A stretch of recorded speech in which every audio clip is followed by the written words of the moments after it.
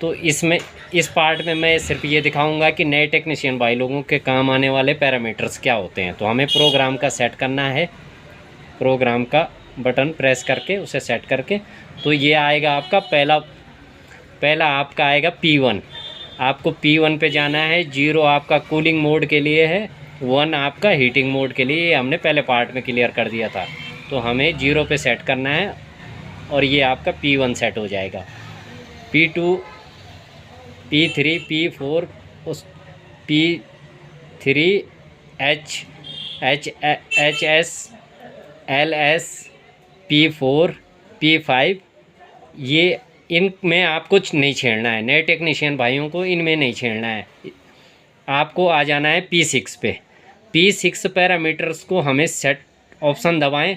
हमने इस पे सेट कर रखा है। अभी देखो हमारा पहले पार्ट में जब ये हम दिखा रहे थे तो हमारा कंप्रेसर ट्रिप हमने बंद किया था।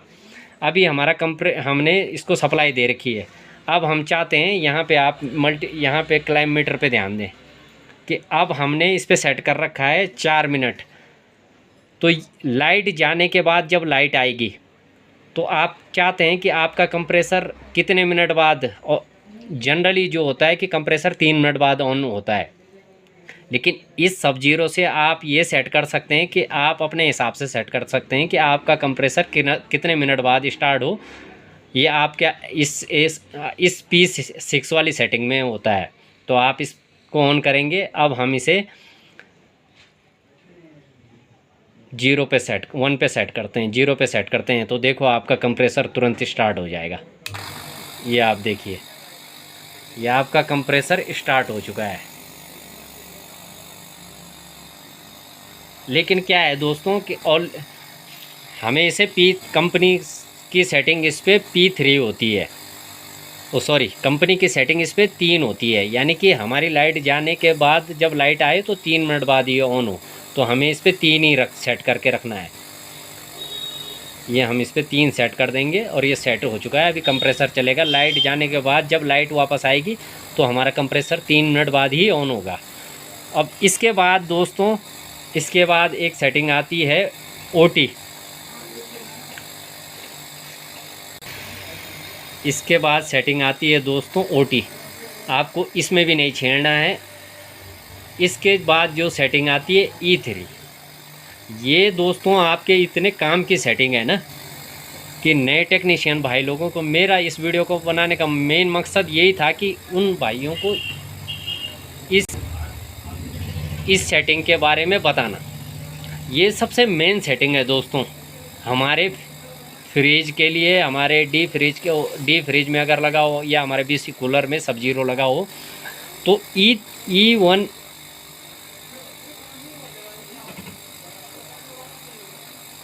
ये E1 जो सेटिंग है दोस्तों, ये इतने काम की सेटिंग है। मैंने कहा ना, हमें केवल 2-4 सेटिंग होती है जिन्हें याद रखना है। नंबर 1 P1, P6 और अब ये E1। ये तो आप सभी दोस्तों को पता है कि ये ये तो आप सभी दोस्तों को पता है कि ये आपका कॉइल टेम्परेचर सेंसर है। मतलब ये आपका जो मशीन के अंदर जब आपका कूलिंग बनेगी तो वो टेम्परेचर सभी जानते हैं और हमने वीडियो में भी बता दिया है। अगर इन केस अगर कभी आपका ये ख़राब हो गया, ये कट गया, चूहे ने इसको काट दिया, या ये ख़राब हो गया, इसमें जंग लग गई, रस्ट लग गई, ये ख़राब हो जाता है, तो ये तो आपका ये नहीं बता पाएगा कि यार भाई टेम्परेचर पूरा हो गया है, कंप्रेसर कट कर दे, कट हो जाना चाहिए। इसको कमांड ही नहीं दे पाएगा ये। या बर्फ़ बहुत ज़्यादा जम गई है, जब ये ख़राब हो जाएगा तो ओवर आइसिंग हो जाएगी, जो फ्रिज में रखा हुआ सामान है वो ख़राब हो जाएगा, या कुछ भी कंडीशन हो सकती है, ये ख़राब हो सकता है। तो उस कंडीशन में हमारा जो ये E1 जो प्रोग्राम है दोस्तों,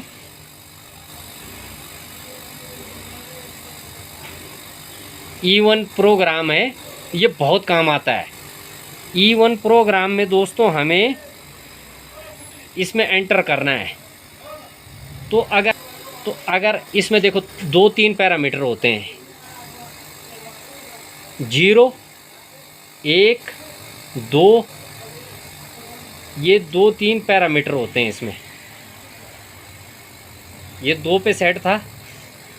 तो अब मैं इसके बारे में आपको बताता हूँ। हम इसे पहले, अब देखो E3 में जब आप सेट ऑप्शन दबाएंगे तो पहला पैरामीटर मिलेगा आपको 0। 0 में अगर आपका ये 0 सेट कर दिया, 0 अगर आपका ये सेट कर दिया, तो जैसे ही अगर कभी आपका इन केस E1 पैरामीटर आ गया, आपने इसमें सेट ऑप्शन दबा दिया है। एक मिनट दोस्तों, आपने इसमें सेट ऑप्शन दबा दिया है और ये 0 पैरामीटर आ गया है। तो अगर ये कभी ये ख़राब हो गया, ऊपर ये सीधा ऊपर जाएगा, ये लंबा सा नोब रहती है, इस पे तार जोड़ के कनेक्ट रहता है, ये कभी ख़राब हो गया और आपका इसमें सेटिंग 0 है, तो आपका कंप्रेसर सीधा बंद हो जाएगा। आपका कंप्रेसर सीधा बंद हो जाएगा 0 अगर सेटिंग है इसमें।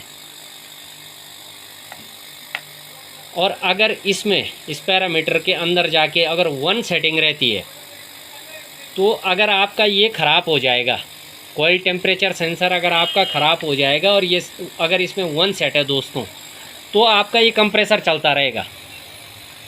ये आपका ख़राब हो गया लेकिन कंप्रेसर आपका रन कर रहा है 24 घंटे, वो ट्रिप ही नहीं होगा। E1 पैरामीटर में अगर आपने 1 सेट है तो ये आपका चलता रहेगा, ये आपका बंद नहीं होगा कंप्रेसर, और कंप्रेसर फूंक भी सकता है, ओवर हीट होगा तो जल जाएगा। लेकिन इसमें तीसरी सेटिंग है, तीसरा ऑप्शन है 2 पे सेट करते हैं और 2 ही सेट रहता है, कंपनी सेटिंग 2 है। 2 ये जो 2 नंबर E1 में अगर ये 2 जो सेटिंग है दोस्तों, ये सेटिंग का मतलब है कि हम इस सब जीरो में इसके बाद आने वाले 2 प्रोग्राम हैं, हमारा कभी ये ख़राब हो जाए तो हमारी मशीन हम 2 पे अगर सेट कर देंगे तो हमारी मशीन इस कंट्रोलर में जो सेटिंग है, अब इसके आगे 2 सेटिंग आएंगी, CN और CY। उस पे जो आप सेटिंग करेंगे उसके हिसाब से आपका कंप्रेसर चलेगा, आपकी मशीन चलेगी। तो हमने इस पे E2 पे 2 नंबर सेट कर दिया है। इस प्रोग्राम को बड़े ध्यान से सुनना दोस्तों, क्योंकि यही सबसे मेन प्रोग्राम है इस पे। तो 2 नंबर हम सेट करते हैं, तो जैसे ही 2 सेट हो जाता है, इसके बाद आता है CN और ये CY। ये मशीन जब आप 2 पे सेट कर देंगे, E1 को 2 पे सेट कर देंगे, तो हमारा ये मशीन चलेगी CN और CY के हिसाब से।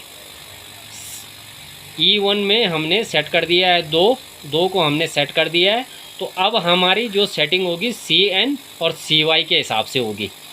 CN में आते हैं दोस्तों, CN है हमारा है, एक मिनट, CN में 4 सेट है दोस्तों। तो मैंने पहले आपको कहा कि अगर हमारा E1 में 2 ऑप्शन सेट हो रखा है, तो हमारी जो मशीन है CN और CY के हिसाब से चलेगी। CN है हमारा सेट हो रखा 4 में 4, इसमें 1 है, इसमें 3 है, 2 है, 1 है, 1 से शुरू होता है ये दोस्तों। 2 3 4 5 6 7 8, ये आपके हिसाब से है। तो हमने इस पे कंपनी ने सेट कर रखा है 4, यानी कि आपका कंप्रेसर 4 मिनट तक बंद रहेगा। अगर ये आपका ख़राब हो जाए और CN सेटिंग में आपका 4 सेट है, यानी कि आपका कंप्रेसर 4 मिनट बंद रहेगा, बाकी दिन भर चलता रहेगा। अब दिन भर चलेगा दोस्तों तो फूंक जाएगा, तो इसके लिए सेटिंग होती है CY। फिर से बड़े ध्यान से सुनो, CN सेट है 4 मिनट, यानी कि 4 मिनट कंप्रेसर बंद रहेगा, बाकी चलता रहेगा। अगर CN हमने सेट कर दिया है, जब तक हम CY को सेट नहीं करते हैं। और CY कंपनी सेटिंग होती है दोस्तों 10, कंपनी सेटिंग होती है CY में 10, यानी कि हमारा कंप्रेसर, एक मिनट दोस्तों, एक कॉल आ रहा है, मैं उसे अटेंड कर लूँ।